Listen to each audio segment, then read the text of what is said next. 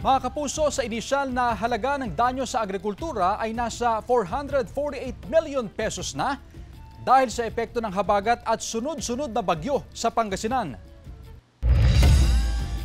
Kung saan 14 na lugar pa rin sa lalawigan ng Pangasinan ang lubog sa baha. Ang detalye sa report ni CJ Torida.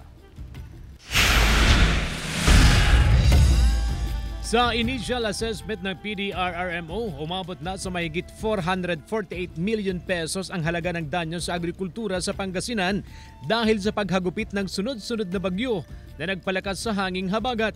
Nasa 481 million pesos naman ang halaga ng danyo sa infrastruktura at mahigit 3 million pesos sa livestocks. Patuloy ang restoration efforts sa Western Pangasinan na labis na sinalanta ng bagyong Emong. May mga lugar pang walang kuryente at walang linya ng komunikasyon. Nag-formulate tayo ng recovery and rehabilitation plan. Ongoing yung rapid damage assessment and risk analysis.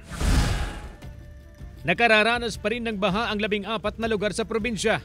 Binabaha pa rin ang maraming bahagi ng Dagupan City. Ang nakikita ko, sir, parang kalahati pa ng 31 barangays. Yun yung mga nasa malapit sa river system natin. Passable na ang A.B. Fernandez Avenue, pero hirap pa rin madaanan ng light vehicles ang Burgos Street hanggang extension nito. Dito sa bahagi ng A.B. Fernandez Avenue, corner Burgos Street, malalim pa rin ang antas ng baha at ipinapayo ng mga otoridad na bawal munang tumawid o dumaan yung mga light vehicles. Kaya lang, marami pa rin ang mga tricycle driver na nangangahas at pilit tumatawid magkapaghanap buhay lamang sa gitna ng baha.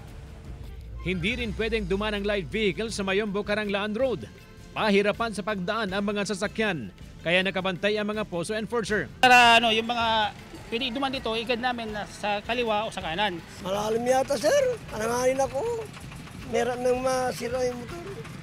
Mas mahal pa yung pisa niya kasi yung bayad nila. Patuloy na nakabantay ang mga otoridad sa sitwasyon sa baha dahil patuloy pa rin nararanasan ang pag-ulan. Kasama si Henry Duminsil, CJ Torida, One North Central Luzon.